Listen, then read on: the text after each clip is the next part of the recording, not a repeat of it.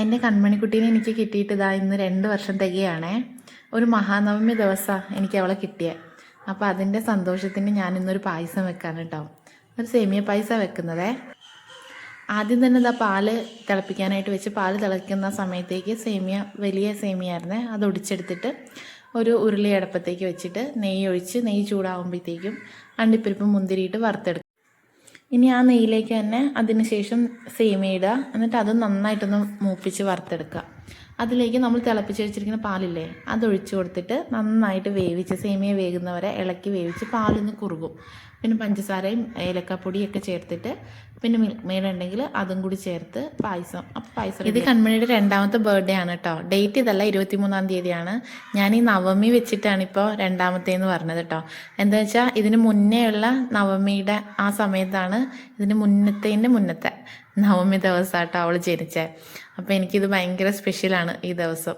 എന്ന് വെച്ചാൽ ഞാൻ ഭയങ്കര ആഗ്രഹിച്ചത് ഒരു പെൺകുഞ്ഞിനെ കിട്ടണമെന്ന്. ആദ്യത്തെ പ്രഗ്നൻസിയിൽ എനിക്ക് അങ്ങനെയൊന്നും ഉണ്ടായില്ല.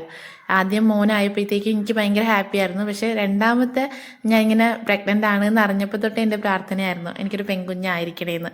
എനിക്ക് പെൺകുട്ടികളെ ഭയങ്കര ഇഷ്ടമാണ് കേട്ടോ. അപ്പോൾ ഇങ്ങനെ ഒരുക്കി നടത്താനും അവരുടെ ഡ്രസ്സുകളും ഒക്കെ എനിക്ക് ഭയങ്കര ഇഷ്ടമാണ്. അതുകൊണ്ടിട്ടായിരിക്കും.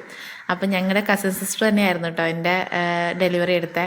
അപ്പോൾ ചേച്ചി ഇങ്ങനെ, ഞാൻ സിസേറിയൻ ആയിരുന്നു, അത് കഴിഞ്ഞ ഉടനെ ചേച്ചി എന്നോട് പറഞ്ഞു ഇത് പെൺകുട്ടിയാട്ടോ എന്ന് പറഞ്ഞപ്പോഴത്തേക്കും എനിക്കുണ്ടായൊരു സന്തോഷം ഉണ്ടല്ലോ, ഭയങ്കര, എനിക്കത് പറഞ്ഞറിയിക്കാനേ പറ്റില്ല. അത്ര ഞാൻ ഹാപ്പി. ഇന്നതാ അവധി ദിവസം ആയതുകൊണ്ടേ കുട്ടികളൊക്കെ ഉണ്ട് കേട്ടോ, വീടിൻ്റെ അടുത്തുള്ള കുട്ടികളൊക്കെ വന്നിട്ടുണ്ട്. അപ്പം ഞാൻ വൈകും തന്നെ പായസമൊക്കെ ആക്കി ഇനി അവർക്ക് കൊടുക്കാമെന്നൊക്കെ വെച്ചിട്ട് അതൊക്കെ എടുത്തൊക്കെ വെച്ച്. അപ്പോൾ ആ സമയത്ത് അവർ ഭയങ്കര കളിയൊക്കെ ആയിരുന്നു. അപ്പോൾ അവധിയാണല്ലോ, അപ്പോൾ എല്ലാവരും കൂടിയിട്ട് ഭയങ്കര കളിയൊക്കെ ആയിരുന്നു.